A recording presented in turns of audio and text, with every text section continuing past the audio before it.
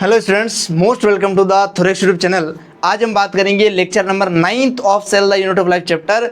इसके अंदर कौन कौन से टॉपिक स्टडी करेंगे सबसे पहले देखते हैं। सबसे पहले पढ़ाऊंगा एंडो मेम्ब्रेन सिस्टम के बारे में। सेल के अंदर एक ऐसा सिस्टम मिलता है जो मेम्ब्रेन से इनक्लोज है, मेम्ब्रेन से घिरा हुआ है, और उसके अंदर जितने भी ऑर्गेनेल आते हैं उन सब का फंक्शन भी एक दूसरे से जुड़ा हुआ है। दैट्स मीन्स कोऑर्डिनेटेड फंक्शन है, उसे बोलेंगे एंडोमेम्ब्रेन सिस्टम। इसके अंदर कौन कौन से ऑर्गेनेल आते हैं और क्यों आते हैं, कौन से ऑर्गेनेल नहीं आते हैं, क्यों नहीं आते हैं, ये सब समझाऊंगा आपको पहले टॉपिक में। दूसरा टॉपिक रहेगा एंडोप्लाज्मिक रेटिकुलम, जिसे शॉर्ट में ईआर बोलते हैं बच्चे।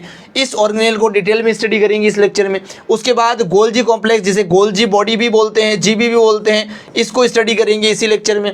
इसके बाद स्टडी करूंगा लाइसोसोम आपके सामने, लाइसोसोम जो कि डाइजेशन का फंक्शन करता है सेल में। तो ये 4 टॉपिक रहेंगे इस लेक्चर के अंदर कवर्ड। एक भी सेकंड वेस्ट किए बिना लेक्चर को शुरू कर देते हैं। एंडोमेम्ब्रेन सिस्टम को अगर आप वर्ड को देखोगे ध्यान से, एंडो का मतलब ही इनसाइड होता है, मेम्ब्रेन का मतलब ही वेसिकल होता है, और सिस्टम का मतलब यहाँ पर कोऑर्डिनेशन से है। कुल मिलाकर बात यह है, ऐसा सिस्टम जो मेम्ब्रेन से घिरा हुआ है और जिसका फंक्शन कोऑर्डिनेटेड है वो एंडोमेम्ब्रेन सिस्टम होगा।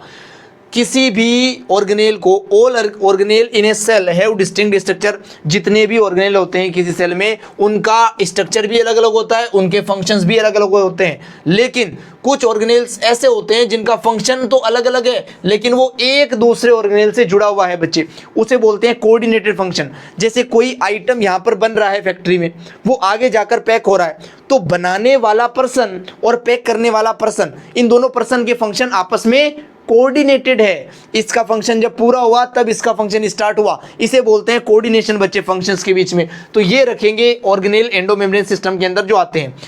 ये कनेक्टेड रहते हैं वेसिकल से। एक ऑर्गेनेल में वेसिकल बनेगा, दूसरे ऑर्गेनेल में जाकर वो वेसिकल मॉडिफाई होगा, इसलिए ये कोऑर्डिनेटेड फंक्शन है। कौन कौन से ऑर्गेनेल है जो एंडोमेम्ब्रेन सिस्टम में आते हैं बच्चे? सबसे पहला ऑर्गेनेल है हमारे पास एंडोप्लाज्मिक रेटिकुलम। एंडोप्लाज्मिक रेटिकुलम जो है बच्चे, जिसे ईआर भी बोलते हैं, ये सिंगल मेम्ब्रेन बाउंड स्ट्रक्चर है ना, और इसका फंक्शन कोऑर्डिनेटेड होता है गोल्जी कॉम्प्लेक्स, गोल्जी बॉडी के साथ। इसका फंक्शन कोऑर्डिनेटेड है लाइसोसोम के साथ, और इस गोल्जी बॉडी का ही फंक्शन कोऑर्डिनेटेड है वैक्यूल के साथ। ये चारों ही structure single membrane bound structure है। मैं ऐसा नहीं बोल रहा हूं एंडो मेम्ब्रेन सिस्टम में वही आते हैं जिनके ऊपर सिंगल मेम्ब्रेन हो, नहीं, मेम्ब्रेन होनी चाहिए ये कंडीशन है बस। सिंगल हो डबल हो ये कंडीशन नहीं है, मेम्ब्रेन होनी चाहिए। ब्राइटनेस को ठीक करते हैं थोड़ा सा,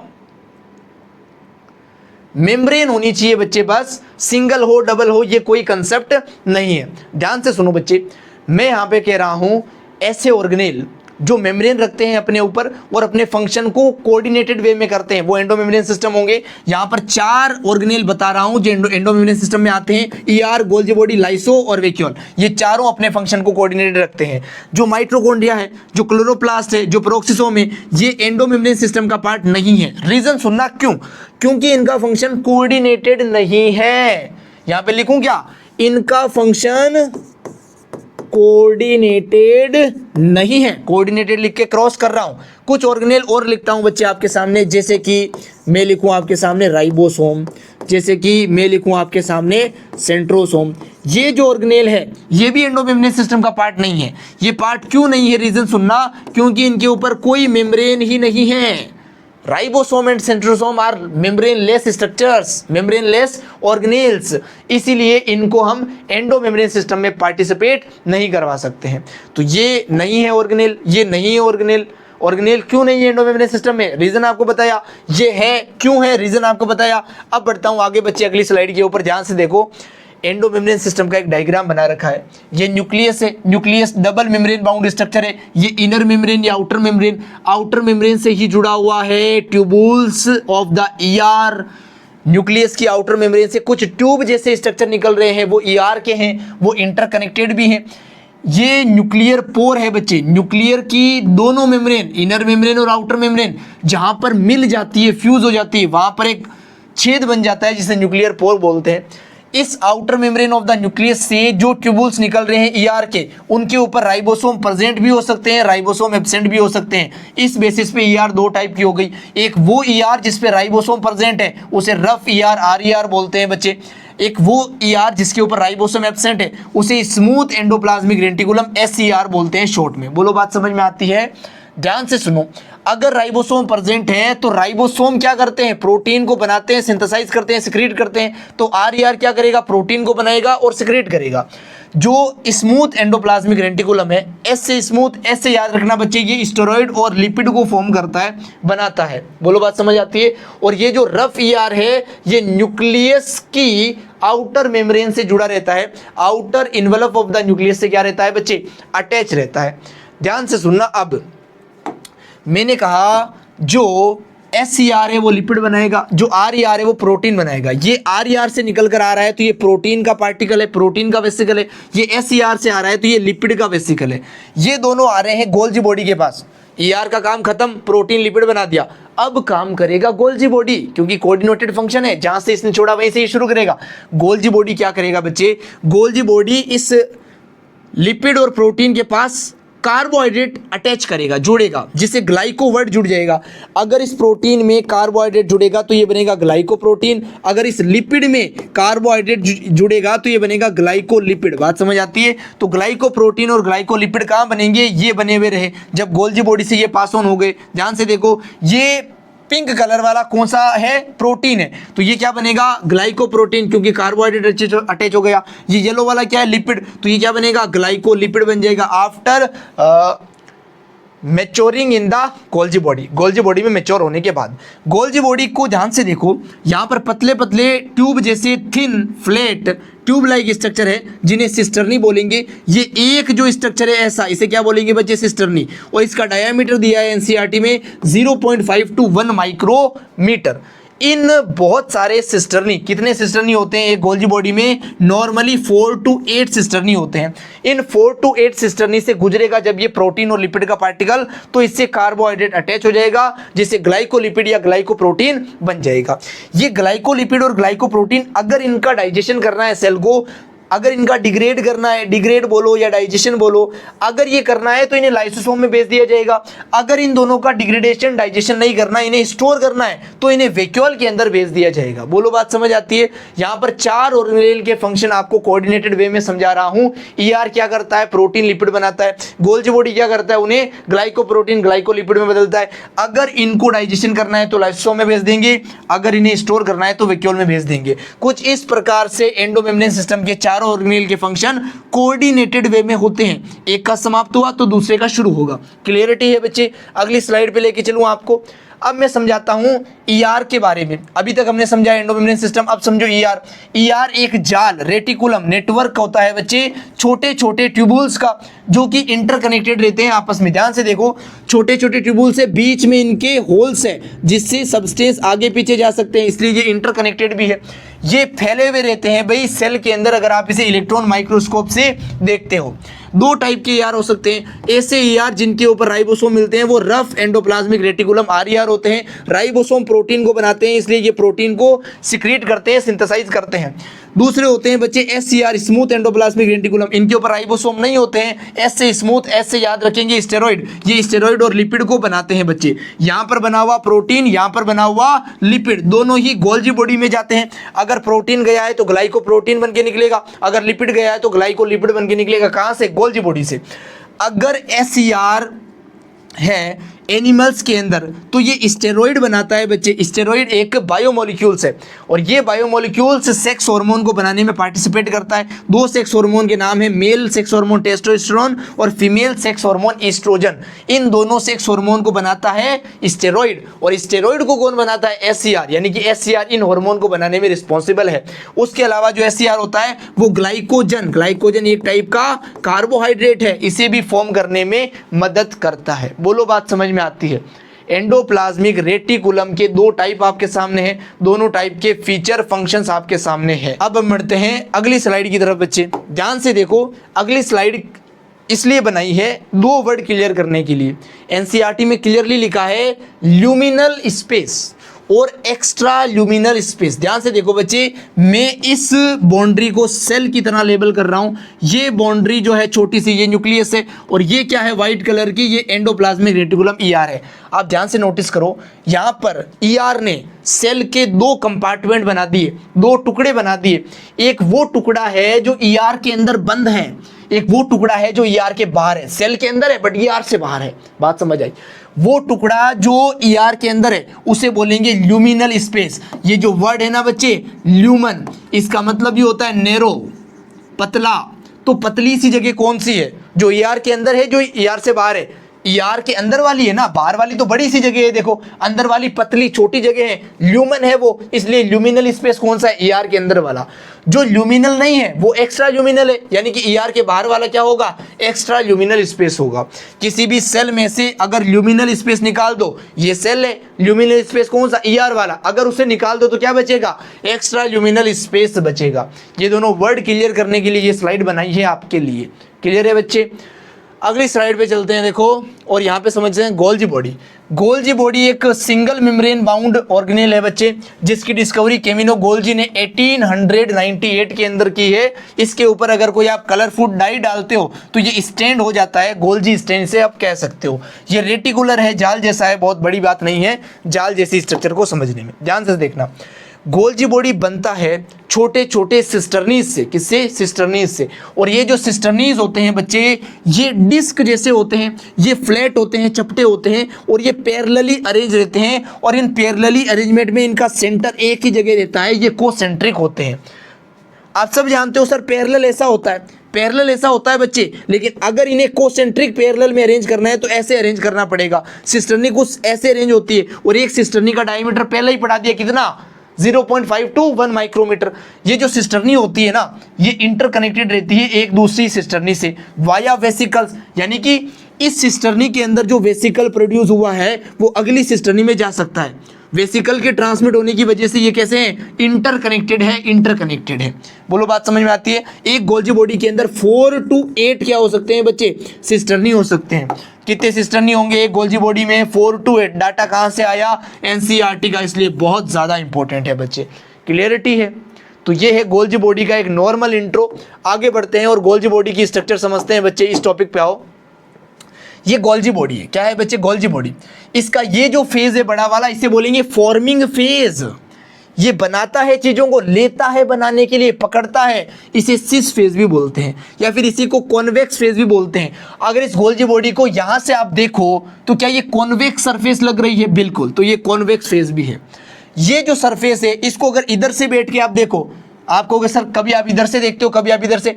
गोल्जी बॉडी को देख रहे हो तो बाहर से देखोगे ना, इस फेज को इधर से कैसे देखोगे? गोल्जी बॉडी के अंदर थोड़ी बैठोगे, गोल्जी बॉडी के बाहर रहो खुद। इधर से देखना है तो यहाँ रहोगे, इधर से देखना है तो यहाँ रहोगे। यहाँ से देखोगे तो ये फेज कैसा है? Convex, that's why it is convex phase. यहाँ से देखोगे तो ये फेज कैसा है? Concave, that's why it is concave phase. इसे ट्रांस भी बोलते हैं, इसे मैच्योरिंग फेज भी बोलते हैं। चीजों को बनाने के लिए, फॉर्म करने के लिए ये फेज पकड़ता है, that is why it is forming phase. और ये बनाकर भेज देता है, मैच्योर करके भेज देता है, इसलिए ये क्या है? मैच्योरिंग फेज है। क्लियरिटी है बच्चे? सिस फेज चीजों को पकड़ता है, ट्रांस फेज जो है चीजों को बना के भेजता है। फेज समझ में आए? ये बीच वाला गोल्जी बॉडी है, मीडियम वाला, इसे मीडियन गोल्जी आप कह सकते हो। बात समझ आई? क्लियरिटी है?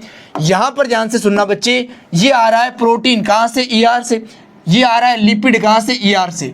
अगर प्रोटीन आया है तो प्रोटीन के साथ कार्बोहाइड्रेट जुड़ेगा, क्या बनेगा? ग्लाइकोप्रोटीन बनेगा। ये बन गया बच्चे ग्लाइकोप्रोटीन, है ना।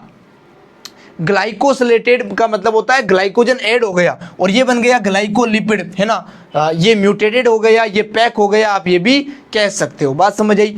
ये जो दोनों चीजें होती है सेल के अंदर भेज दी जाती है अगर रिक्वायर्ड होती है तो, या फिर इंटरसेलुलर टारगेटेड ऑर्गन्स या फिर टारगेटेड एरिया पर भी भेजी जा सकती है। यहां पर मैंने लिखा है गोल्जी बॉडी का काम क्या है बच्चे? 3 काम है। एक तो होता है ग्लाइकोजन को ऐड करना, जिसे ग्लाइकोसिलेटेड बोल सकते हैं। उसके बाद आप कह सकते हो पैकेज करना मटेरियल्स को। उसके बाद आप कह सकते हो लाइसोसोम को फॉर्म करना। ये जो सिस्टर्नी है, अगर इसके अंदर डाइजेस्टिव एंजाइम फिल हो जाते हैं तो ये सिस्टर्नी ही लाइसोसोम में कन्वर्ट हो जाती है। क्लियरिटी है? एक भी वर्ड छूटना नहीं चाहिए। अगली स्लाइड पे लेके चलता हूं बच्चे और लाइसोसोम को समझाता हूं।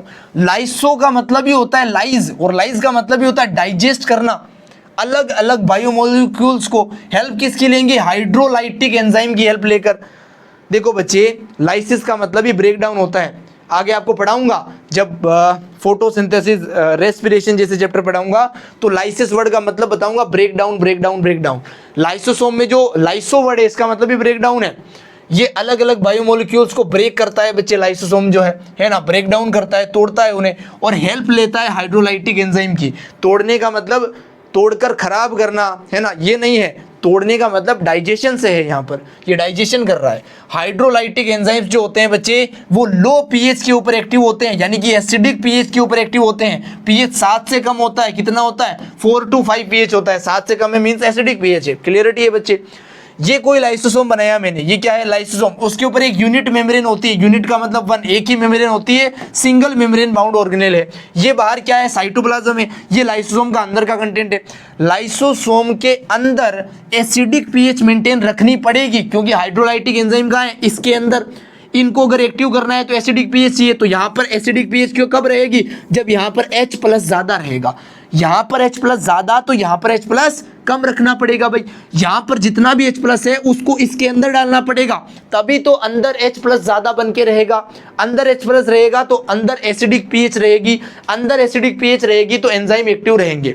एंजाइम्स को लगातार एक्टिव रखने के लिए बाहर के H+ को अंदर भेजना जरूरी है। तो यहाँ पर H+ पंप लगा रखा है हमने, जितना भी साइटोप्लाज्म H+ है उसे पकड़ के अंदर फेंकेगा। बात समझ आई।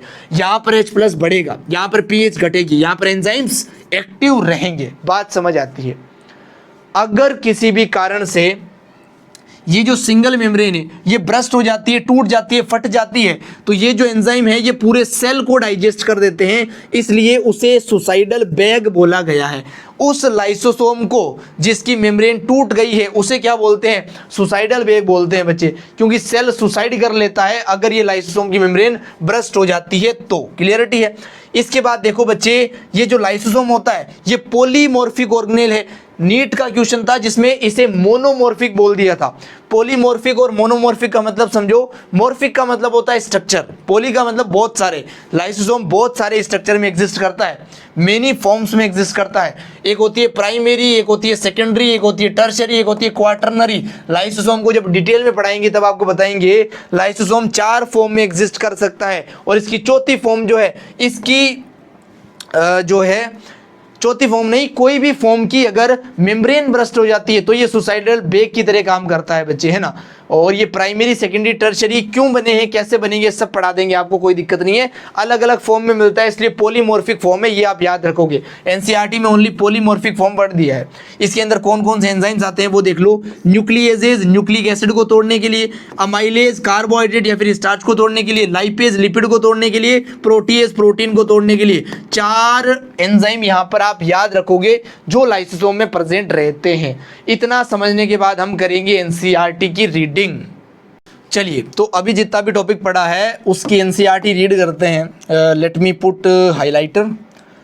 सबसे पहले एंडोप्लाज्मिक रेटिकुलम ना हो के हमारे सामने है एंडोमेम्ब्रेन सिस्टम। सबसे पहले यही पढ़ा था बच्चे, एंडोमेम्ब्रेन सिस्टम।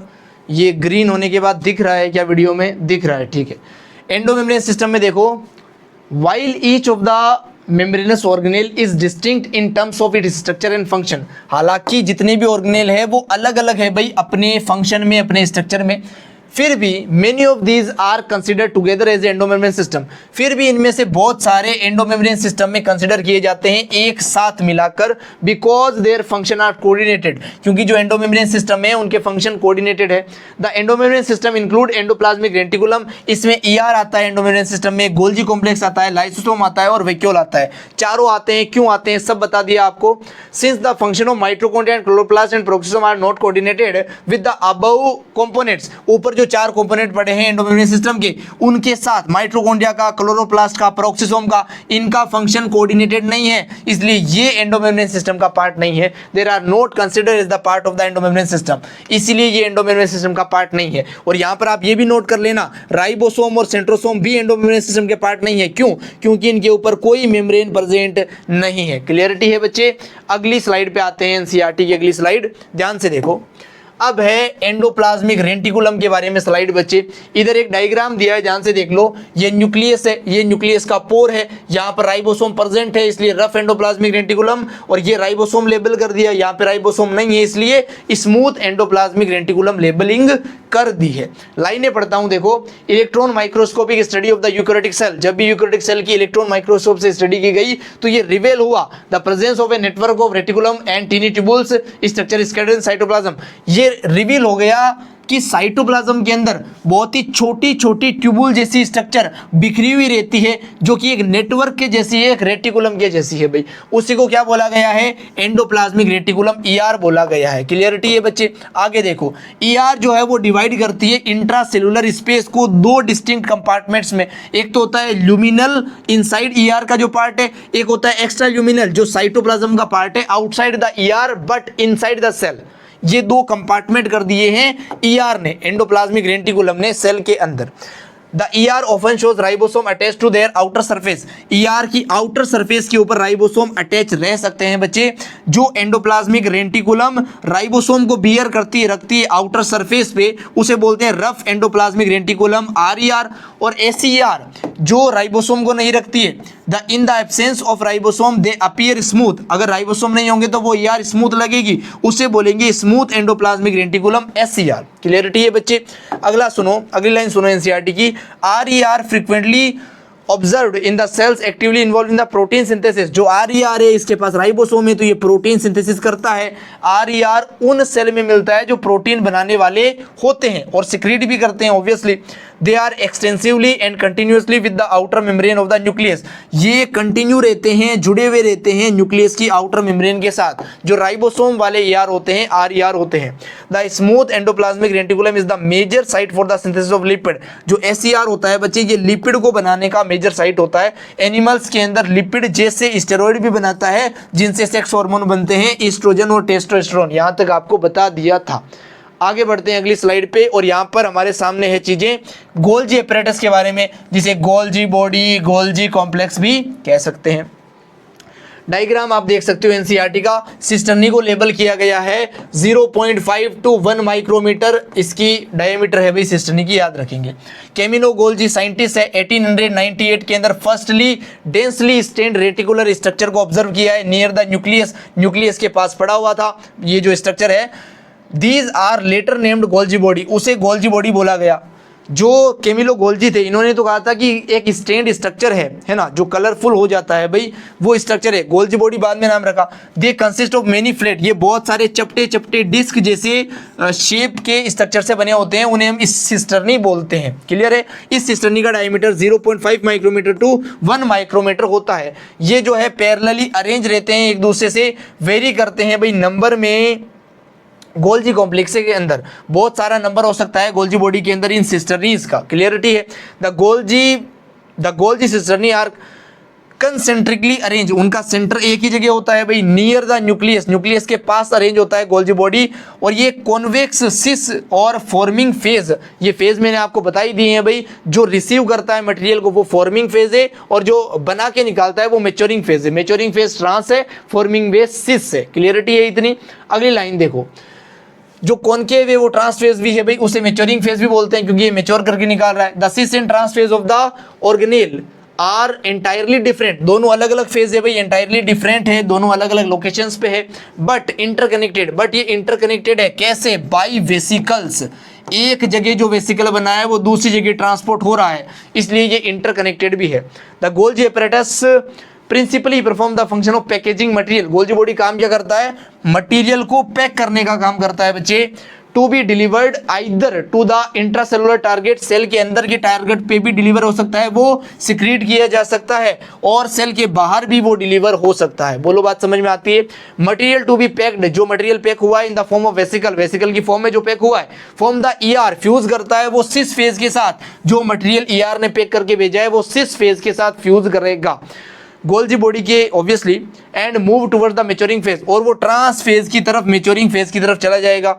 ये एक्सप्लेन करता है कि Golgi apparatus remains in the close association with the endoplasmic reticulum. ये शो करता है कि ईआर ने जो लिपिड प्रोटीन बनाया है वो गोल्जी बॉडी के अंदर पैक हो रहा है, इसलिए दोनों के बीच में काफी अच्छा कोऑर्डिनेशन है, एसोसिएशन है बच्चे। A number of protein synthesised by the ribosome on the endoplasmic reticulum are modified in the cisternae. जितना भी प्रोटीन आरईआर पे बना है वो मॉडिफाई हो जाता है बच्चे किसके अंदर, गोल्जी एपेरेटस के अंदर। Before they are release from its trans face, trans face से रिलीज होने से पहले मॉडिफाई कर दिया जाता है। Golgi apparatus in the important site of the formation of the glycoprotein and glycolipid. अगर प्रोटीन आया है गोल्जी बॉडी के पास तो ग्लाइकोप्रोटीन बन गया, अगर लिपिड आया है ईआर से तो वो ग्लाइकोलिपिड बन के चला गया। एनसीईआरटी का एक एक वर्ड समझ में आना चाहिए। अब समझाता हूं बच्चे आपको लाइसोसोम के बारे में एनसीईआरटी क्या लिखती है। डिटेल्ड कंसेप्ट पहले ही बता दिया है, बस एनसीईआरटी रीड करके बता रहा हूं कि एक भी वर्ड हम छोड़ते नहीं हैं अपने लेक्चर के अंदर। डिटेल्ड कंसेप्ट प्लस एनसीईआरटी चलती है। These are membrane bound vesicles, obviously single membrane bound, unit membrane bound structure है, formed by the process of packaging in the Golgi apparatus। Golgi apparatus का सिस्टर्नी अगर enzyme को रखने लग जाए तो उसी को लाइसोसोम बोलते हैं बच्चे।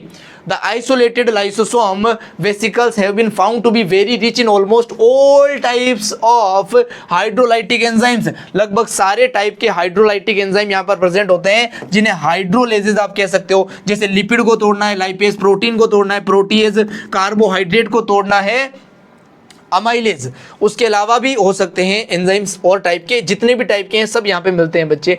ये ऑप्टिमली एक्टिव पीएच जो है इसका वो एसिडिक पीएच रहेगा। कब एंजाइम एक्टिव रहते हैं एसिडिक पीएच पे, बिलो 7 पीएच, और पीएच भी आपको बता दी 4 to 5 पीएच के ऊपर ही एक्टिव रहते हैं बच्चे। ये एंजाइम्स जो होते हैं वो कैपेबल होते हैं carbohydrate, protein, lipid, nucleic acid in सबको डाइजेस्ट करने में। तो ये था बच्चे आज का लेक्चर। यहाँ तक बने रहने के लिए thank you so much. Thorax 100 से कनेक्ट होने के लिए किसी भी प्लेटफॉर्म पे लिख देना हमारा हैंडल, आपको मिल जाएगा हैंडल।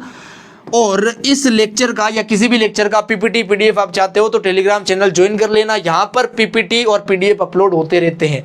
इन सब का लिंक आपको यूट्यूब के डिस्क्रिप्शन में मिल जाएगा। Thank you so much. मिलेंगे नेक्स्ट सेशन में। Till then all the very best.